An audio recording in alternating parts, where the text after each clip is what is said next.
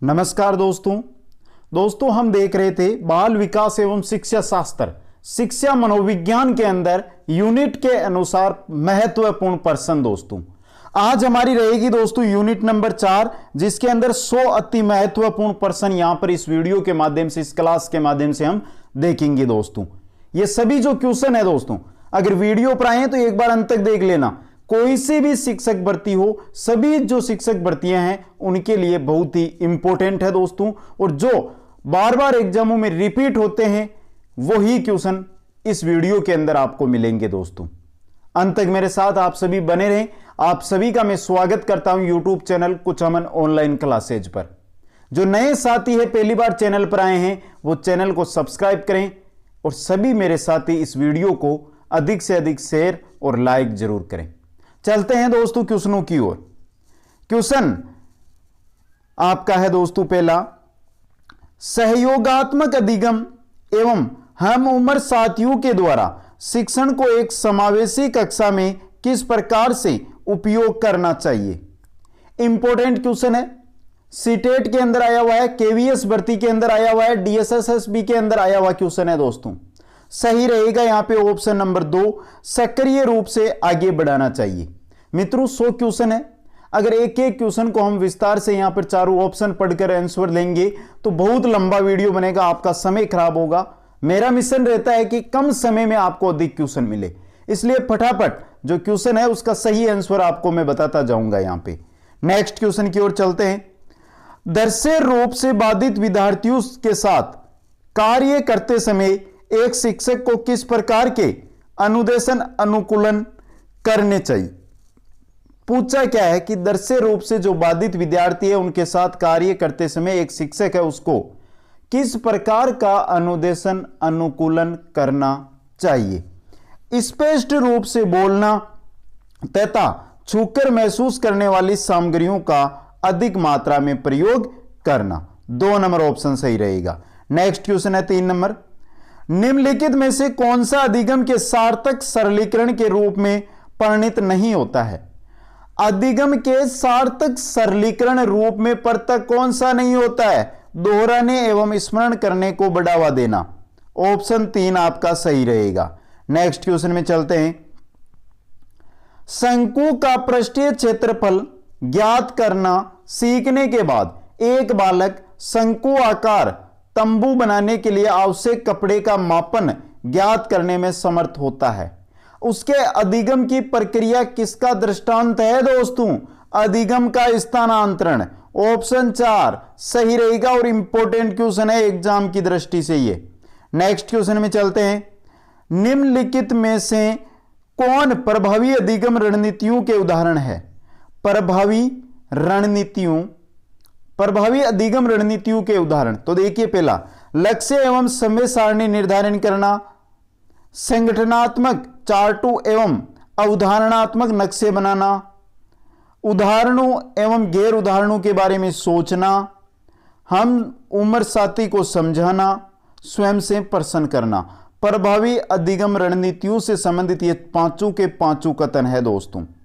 तो यहां पे आपका जो सही रहेगा, सही तथ्य रहेगा वो रहेगा 4 नंबर, 1 2 3 4 और 5 दोस्तों।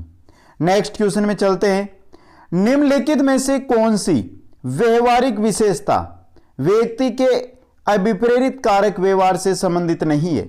व्यवहारिक विशेषता या व्यवहारिक गुण है जो व्यक्ति के अभिप्रेरित कारक व्यवहार है उससे संबंधित नहीं है। पृथक दोस्तों यह संबंधित नहीं है।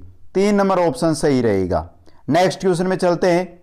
निम्न में से कौन सा बाह्य अभिप्रेरणा का एक उदाहरण है। बाह्य अभिप्रेरणा का उदाहरण कौन सा है यहां पे दोस्तों।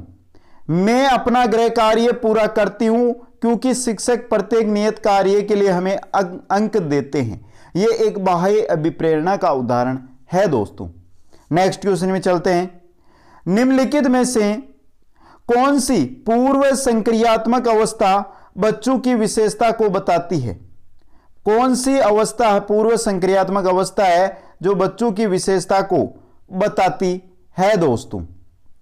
विचारों की अनुत्क्रमणीयता। ऑप्शन 1 सही रहेगा। नेक्स्ट क्वेश्चन में चलते हैं। बच्चों और उनके अधिगम के संदर्भ में निम्नलिखित कथनों में से सही कौन सा है? कौन सा सही है? बच्चों और उनके अधिगम के संदर्भ में यहां पे पूछा है। सभी बच्चे सीखने के लिए स्वाभाविक रूप से प्रेरित है तथा सीखने में सक्षम होते हैं। 2 नंबर ऑप्शन आपका सही रहेगा। नेक्स्ट क्वेश्चन में चलते हैं। गेने द्वारा प्रस्तावित अधिगम का पदानुक्रमिक उच्चतम स्तर है। जो गेने के द्वारा प्रस्तावित अधिगम है उसका पदानुक्रम का उच्चतम स्तर कौन सा होता है दोस्तों? समस्या समाधान अधिगम। ऑप्शन 1 सही रहेगा। निम्नलिखित में से कौन सा अधिगम मुख्य नियम थोरनडाइक द्वारा प्रतिपादित नहीं किया गया? कौन सा थोरनडाइक का मुख्य नियम नहीं है दोस्तों? बहु अनुक्रिया का नियम। 3 नियम थे मुख्य नियम, तत्परता, अभ्यास और प्रभाव का नियम दोस्तों। नेक्स्ट क्वेश्चन में चलते हैं। अधिगम है, अधिगम क्या है दोस्तों? व्यवहार, ज्ञान और कौशल पर तुलनात्मक स्थायी प्रभाव है अधिगम। व्यवहार, ज्ञान और कौशल पर तुलनात्मक स्थायी प्रभाव को अधिगम कहते हैं। नेक्स्ट क्वेश्चन है। जिन पियाजे के संज्ञानात्मक विकास के सिद्धांत के अनुसार परिकल्पित निगमनात्मक तर्क किस अवधि में विकसित होता है? अमूर्त संक्रियात्मक अवस्था के अंदर। इंपॉर्टेंट क्वेश्चन है ये मित्रों। नेक्स्ट क्वेश्चन में चलते हैं। जिन पियाजे के अनुसार बच्चे ज्ञान को सक्रिय रूप में संरचित करते हैं, वे दुनिया में व्यवहार कौशल का प्रयोग करते हैं तथा अन्वेषण करते हैं। ऑप्शन 2 सही रहेगा। नेक्स्ट क्वेश्चन में चलते हैं। चालक विकास की दर में व्यक्तिगत विविधताएं होती है, फिर भी चालक विकास का क्रम अपरिष्कृत यानी स्थूल चालक विकास से परिष्कृत यानी सूक्ष्म चालक विकास तक है। ऑप्शन 4 और वेरी वेरी इंपॉर्टेंट क्वेश्चन सभी शिक्षक भर्तियों के लिए। नेक्स्ट क्वेश्चन में चलते हैं। निम्नलिखित में से कौन सा सिद्धांत अधिगम के व्यवहारवादी सिद्धांतों में सम्मिलित नहीं है? कौन सा सिद्धांत है दोस्तों? क्षेत्र सिद्धांत। अधिगम के व्यवहारवादी सिद्धांतों में इनमें से क्षेत्र सिद्धांत शामिल नहीं है। नेक्स्ट क्वेश्चन है। बीएफ स्किनर का अधिगम सिद्धांत मुख्यतः प्रयोगशाला प्रयोगों पर आधारित था, जबकि हल का सिद्धांत गणितीय गणनाओं पर आधारित था दोस्तों। ऑप्शन 4 सही रहेगा। नेक्स्ट क्वेश्चन में चलते हैं। किसके अनुसार प्रेरणा सीखने के लिए राजमार्ग है? स्किनर के अनुसार प्रेरणा सीखने के लिए राजमार्ग, सीखने के लिए मार्ग होती है प्रेरणा। नेक्स्ट है। ऋणात्मक सीखने का स्थानांतरण कहलाता है सीखने में बाधा। ऋणात्मक सीखने का जो स्थानांतरण होता है वो सीखने में बाधा कहलाता है। नेक्स्ट क्वेश्चन है। सिगमंड फ्राइड जनक माने जाते हैं मनोविश्लेषण के सिद्धांत के। यह इंपॉर्टेंट क्वेश्चन है, मनोविश्लेषण सिद्धांत के। नेक्स्ट क्वेश्चन है। सर्वप्रथम सीखने के सिद्धांतों की खोज किसने की? सर्वप्रथम सीखने के सिद्धांतों की खोज किसने की थी? थोरनडाइक ने। 3 नंबर ऑप्शन सही रहेगा। नेक्स्ट क्वेश्चन में चलते हैं। जब पर्यावरणीय प्रभाव संज्ञानात्मक कारकों के साथ मिलकर अधिगम के लिए जिम्मेदार होते हैं तो इस तरह के अधिगम को निम्न रूप में जाना जाता है। किस रूप में? पर्यावरणीय प्रभाव संज्ञानात्मक कारकों के साथ अगर मिलकर अधिगम के लिए जिम्मेदार हो तो इस अधिगम को सामाजिक अधिगम माना जाता है। ऑप्शन 3 सही रहेगा। नेक्स्ट में चलते हैं। निम्नलिखित में से कौन से कारक अधिगम को प्रभावित करते हैं? कौन से कारक है जो अधिगम को प्रभावित करते हैं दोस्तों? यहां पर देखिए ऑप्शन।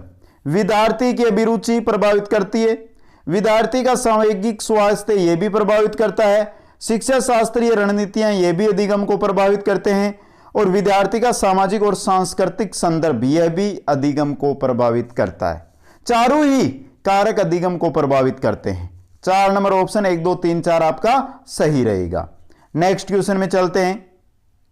अधिगम में अभिप्रेरणा का निम्नलिखित में से कौन सा कार्य नहीं है? अधिगम में अभिप्रेरणा कौन सा कार्य नहीं है? जीव के व्यवहार को ऊर्जा प्रदान करना और बनाए रखना, यह दोस्तों अभिप्रेरणा का कार्य नहीं होता है। नेक्स्ट क्वेश्चन में चलते हैं। नेक्स्ट क्वेश्चन है, गेन्ने के अनुसार निम्नलिखित में से कौन से 8 में से 4 अधिगम प्रकारों का सही पदानुक्रमिक क्रम है? सही पदानुक्रमिक क्रम पूछा है यहां पे, तो यहां पे आपका सही रहेगा मित्रों 4 नंबर, सिद्धांत, बहुविभेदीकरण, संप्रत्यय, समस्या समाधान। और यही क्वेश्चन 4 भर्तियों में रिपीट हो चुका है दोस्तों। नेक्स्ट क्वेश्चन में चलते हैं। नेक्स्ट है, निम्नलिखित में से कौन सा प्रश्न चिंतन के गहन प्रकार की शैली को प्रोत्साहित करता है? कौन सा प्रश्न है? देखिए यहां पर पहला है, आधा का प्रतिलोम क्या होगा, क्या होता है? न्यूनतम अभाज्य संख्या क्या है? आधी मात्रा में चाय बनाने के लिए कितना दूध प्रयोग करेंगे? नेक्स्ट है, योग व्यकलन का विलोम होता है, कहने का तात्पर्य क्या है? चिंतन की गहन प्रकार की शैली को प्रोत्साहित करता है। 4 नंबर क्वेश्चन, ऑप्शन 4 सही रहेगा। नेक्स्ट में चलते हैं मित्रों। निम्नलिखित में से कौन सा कथन चिंतन के विषय में गलत है? चिंतन के विषय में चिंतन और भाषा असंबंधित है। चिंतन और भाषा संबंधित होते हैं मित्रों। चिंतन के जो इंपॉर्टेंट क्वेश्चन मैंने लेकर आया था और चिंतन टॉपिक आपको करवाया था, वहां पर बता दिया ये चीज।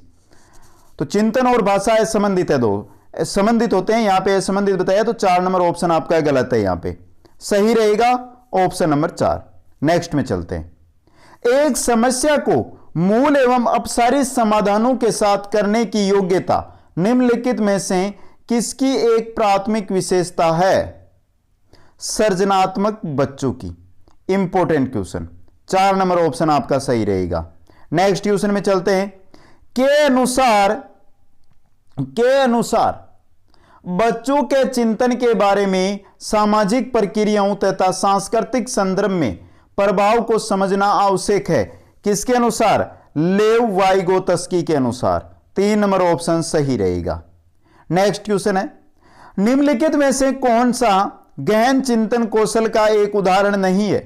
गहन चिंतन कौशल का उदाहरण तत्काल तैयार करना। ऑप्शन 1 सही रहेगा। नेक्स्ट क्वेश्चन में चलते हैं।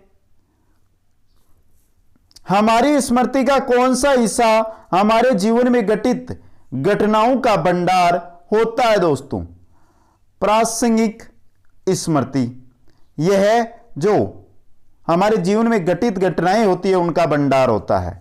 नेक्स्ट क्वेश्चन में चलते हैं। वह प्रक्रिया जिसके द्वारा बच्चे आदतों, कौशलों, मूल्यों तथा अभिप्रेरणा को विकसित करते हैं और जो उन्हें समाज का जिम्मेदार एवं क्रियाशील सदस्य बनाती है, उसे क्या कहा जाता है?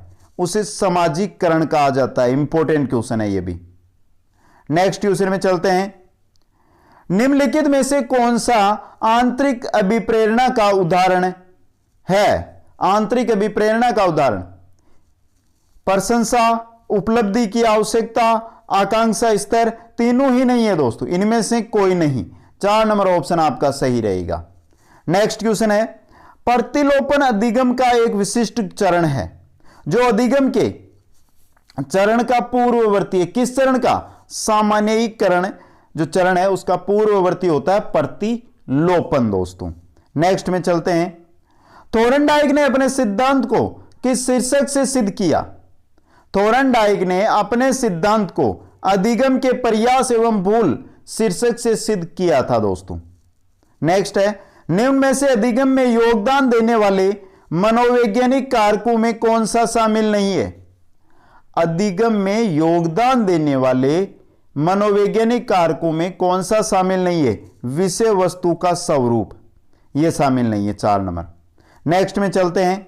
नेक्स्ट क्वेश्चन है दोस्तों।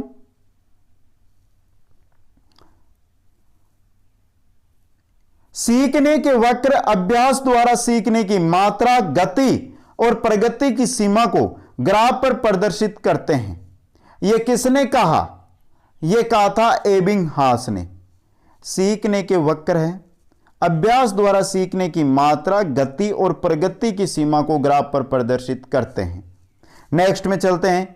निम्नलिखित में से कौन सा थोरनडाई के अधिगम के प्राथमिक नियमों में शामिल नहीं है? कौन सा है जो थोरनडाई के अधिगम के प्राथमिक नियमों में शामिल नहीं है? साहचर्यात्मक स्थानांतरण का नियम दोस्तों। नेक्स्ट में चलते हैं।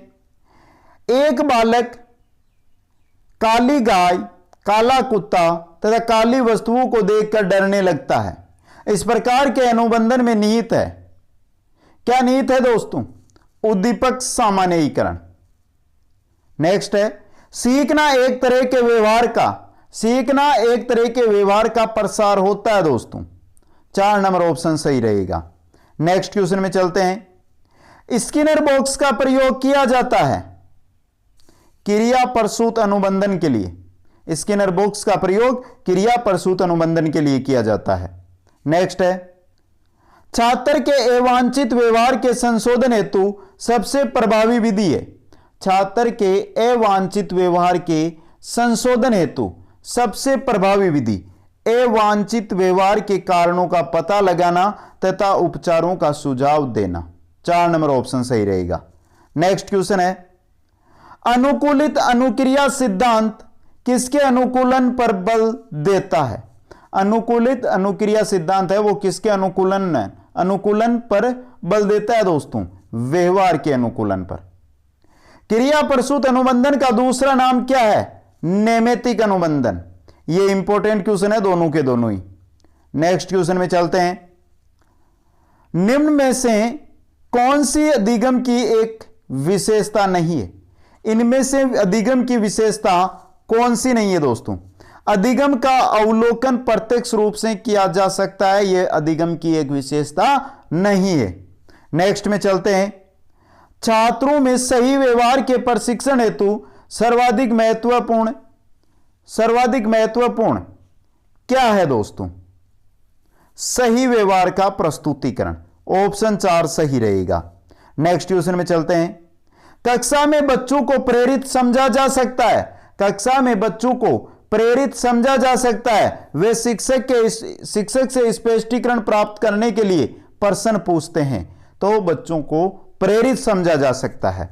नेक्स्ट क्वेश्चन है, निम्नलिखित में से कौन सा एक संवेग है? इनमें से संवेग कौन सा है? डर। ऑप्शन 3 सही रहेगा। नेक्स्ट में चलते हैं।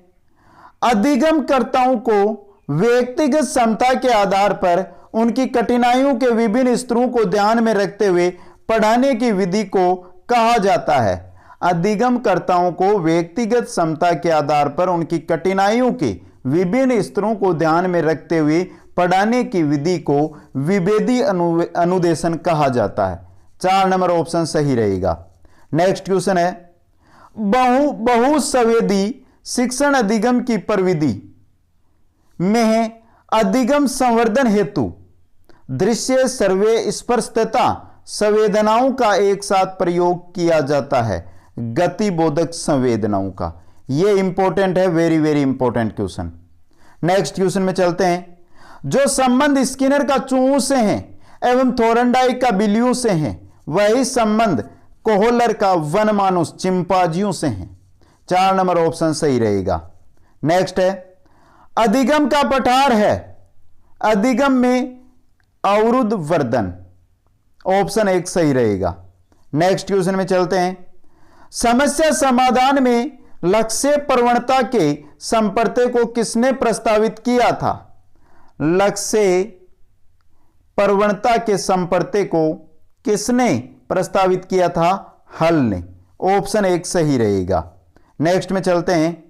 हम करके सीखते हैं, किसने कहा था? हम करके सीखते हैं, ऐसा किसने कहा था? सिम्पसन ने। ऑप्शन 2 सही रहेगा। अभिप्रेरणा का प्रत्याशा सिद्धांत किसके द्वारा दिया गया? अभिप्रेरणा का जो प्रत्याशा सिद्धांत है वो विक्टर ब्रूम के द्वारा दिया गया था। 1 नंबर ऑप्शन आपका सही रहेगा। नेक्स्ट क्वेश्चन में चलते हैं। निम्नलिखित में से कौन सी अभिव्यक्ति की विशेषता नहीं है? अभिव्यक्ति की विशेषता कौन सी नहीं है दोस्तों? देखिए, अभिव्यक्ति स्थायी नहीं होती है, यह परिवर्तनीय होती है, यह विशेषता है। अभिव्यक्ति हमारे व्यवहार और क्रियाकलापों को प्रभावित करती है, यह भी विशेषता है। अभिव्यक्ति हमेशा किसी वस्तु, परिस्थिति, व्यक्ति इत्यादि के प्रति प्रदर्शित होती है, यह भी विशेषता है। अभिवर्ती जन्मजात होती है, कभी नहीं होती है। तो ऑप्शन 4 यहां पे आपका सही रहेगा। नेक्स्ट क्वेश्चन में चलते हैं। निम्न में से गलत युग्म कौन सा है? गलत युग्म आपका यहां पे रहेगा सामाजिक अधिगम सिद्धांत ब्रूनर। यह गलत युग्म है दोस्तों, और सही रहेगा 3 नंबर ऑप्शन यहां पे। नेक्स्ट क्वेश्चन में चलते हैं हमारे। जिन क्रियाओं को सीखने के उपरांत संतुष्टि प्राप्त होती है उन्हें सीख लिया जाता है, कहलाता है प्रभाव का नियम। अगर किसी चीज को सीखने से आपको संतुष्टि हो ना, तो उसको आप सीख लेते हो, मतलब आपके वहां पर थोरनडाई के प्रभाव का नियम लागू होता है। नेक्स्ट क्वेश्चन की ओर चलते हैं। सीखने की प्रक्रिया एवं सूझ की दृष्टि से निम्नलिखित में से कौन सी विशेषता गेस्टाल्ट मनोवैज्ञानिकों द्वारा निर्धारित नहीं की गई? कौन सी विशेषता है जो गेस्टाल्ट मनोवैज्ञानिकों द्वारा नहीं निर्धारित की गई है दोस्तों? अधिगम की प्रकृति लगभग स्थायी होती है। यह विशेषता गेस्टाल्ट मनोवैज्ञानिकों के द्वारा निर्धारित नहीं की गई है। नेक्स्ट में चलते हैं। एक अध्यापक ने कक्षा में पढ़ाया कि हाउस का बहुवचन हाउसेज, तो इसी अधिगम से विद्यार्थी ने माउस का बहुवचन माउसेस कर दिया। यह उदाहरण किस प्रकार के अधिगम स्थानांतरण का उदाहरण है दोस्तों? धनात्मक स्थानांतरण का, ऑप्शन 4। नेक्स्ट में चलते हैं। निम्नलिखित में से कौन सी अधिगम की सही विशेषता नहीं है? कौन सी है जो अधिगम की सही विशेषता नहीं है दोस्तों? 3 नंबर वाली, मूल प्रवृत्ति एवं प्रतिक्षेपी क्रिया की वजह से व्यवहार में आया परिवर्तन अधिगम है। यह कभी अधिगम नहीं होता है दोस्तों। नेक्स्ट क्वेश्चन में चलते हैं मित्रों। निम्नांकित में से थोरनडाई के अनुसार अधिगम का प्राथमिक नियम कौन सा है? प्राथमिक नियम है वो है आपके अभ्यास का नियम, ऑप्शन 2 सही रहेगा। नेक्स्ट क्वेश्चन है। निम्न में से कौन सा कथन गलत है? गलत कौन सा है? अधिगम समायोजन है, अधिगम सार्वभौमिक है, अधिगम हमेशा प्रेक्षणीय या अवलोकनीय होता है, गलत। अधिगम का परिणाम व्यवहार में परिवर्तन होता है, यह भी सही है। तो 3 नंबर ऑप्शन आपका यहां पे सही रहेगा। नेक्स्ट क्वेश्चन में चलते हैं। विगत अधिगम द्वारा वर्तमान अधिगम का धनात्मक सरलीकरण, उदाहरण के तौर पर योग द्वारा गुणा में सहायता करना, इस प्रकार का अधिगम स्थानांतरण क्या कहलाता है? क्या कहलाता है? ऊर्ध्वाधर स्थानांतरण, ऑप्शन 4 सही रहेगा। नेक्स्ट क्वेश्चन में चलते हैं। एक कक्षा में विद्यार्थी समूह में एक प्रायोजना पर मिलकर कार्य करते हैं। यह उदाहरण है किसका? सामाजिक निर्मितिवाद उपागम का, ऑप्शन 3 सही रहेगा। नेक्स्ट में चलते हैं। निम्नलिखित में से कौन सी मुख्य प्रक्रिया बंडूरा के सामाजिक संज्ञानात्मक सिद्धांत अवलोकन अधिगम में सम्मिलित नहीं है? सामाजिक संज्ञानात्मक सिद्धांत के अंदर कौन सी यहां पर मुख्य प्रक्रिया है जो सम्मिलित नहीं है दोस्तों? कौन सी नहीं है? अनुभवनात्मक, ऑप्शन 1 सही रहेगा। नेक्स्ट में चलते हैं। निम्नलिखित में से कौन सा अभिक्रमित अनुदेशन के आधारभूत सिद्धांतों से संबंधित नहीं है? अभिक्रमित अनुदेशन के जो आधारभूत सिद्धांत है उनसे संबंधित कौन सा नहीं है? अध्यापक मूल्यांकन का सिद्धांत, ऑप्शन 2 सही रहेगा। नेक्स्ट में चलते हैं। निम्न में से कौन सी बाद की बाल्यावस्था के बौद्धिक विकास की विशेषता नहीं है? बाद की बाल्यावस्था, उत्तरावस्था के बौद्धिक विकास की विशेषता नहीं है। भविष्य की योजना की सूझबूझ, यह विशेषता बाल्यावस्था की नहीं होती है दोस्तों। नेक्स्ट में चलते हैं। नेक्स्ट है। निम्नलिखित में से कौन सी पूर्व संक्रियात्मक विचार की एक सीमा नहीं है?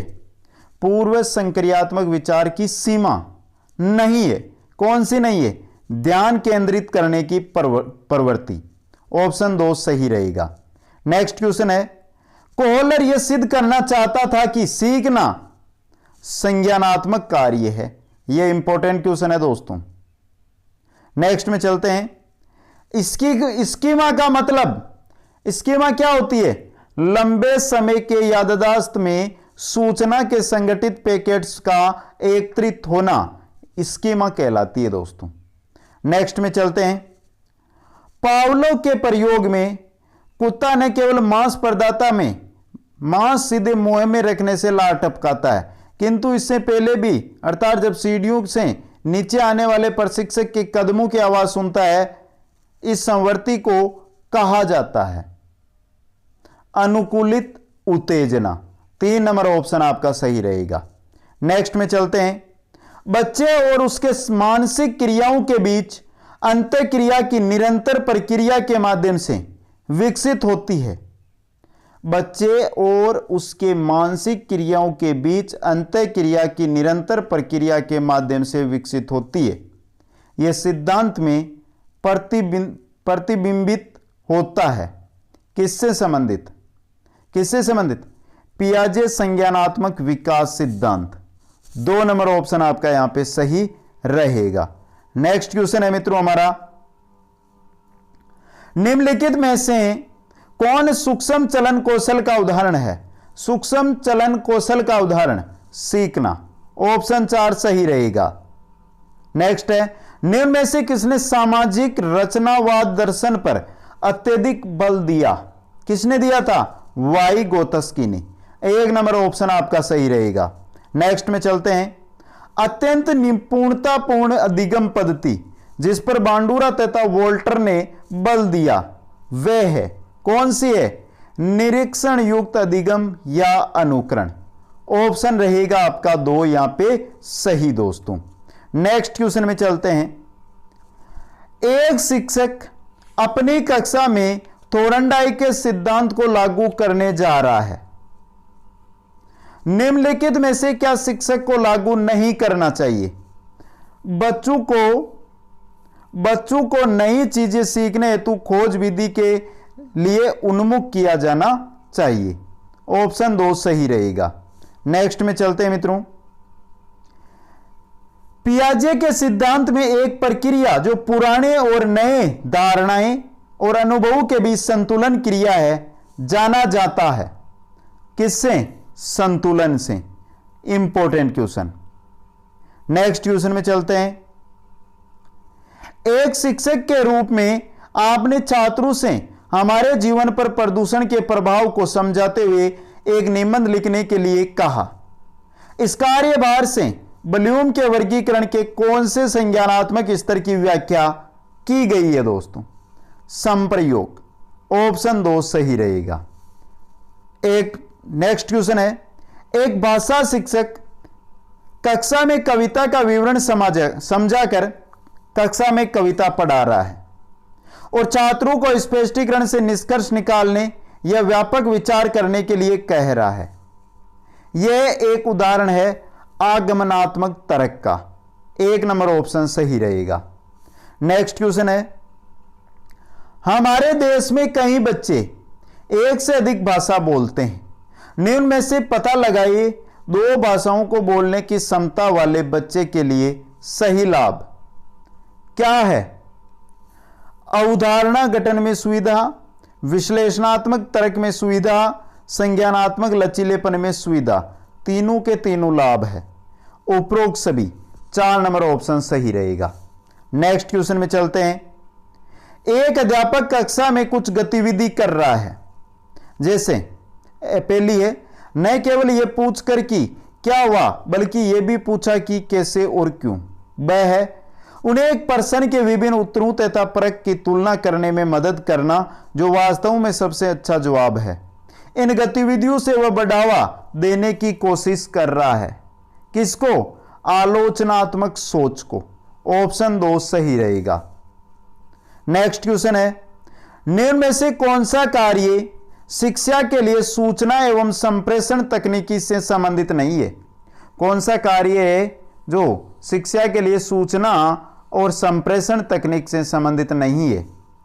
अधिगमकर्ता के भावात्मक पक्ष को समझना। ऑप्शन 4 सही रहेगा। नेक्स्ट क्वेश्चन में चलते हैं। शिक्षण अधिगम की इकाई को निम्नलिखित में से कौन सा विकल्प सही तरह से स्पष्ट करता है? शिक्षण अधिगम की इकाई को कुछ संप्रत्यात्मक समानता के आधार पर प्रकरणों का संकलन अधिगम की इकाई को स्पष्ट करता है। नेक्स्ट में चलते हैं।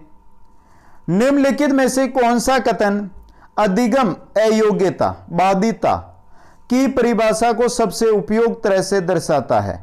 अधिगम अयोग्यता या बाधिता की जो परिभाषा है उसको सबसे उपयुक्त तरह से दर्शाता है। यह आंतरिक है और केंद्रीय तंत्रिका तंत्र की दुष्क्रिया है। ऑप्शन 1 सही रहेगा। नेक्स्ट है, अभिसमता की परिभाषा है। अभिसमता किसे कहते हैं? व्यक्ति की किसी विशिष्ट ज्ञान और कौशल को अर्जित करने की क्षमता भी समता होती है।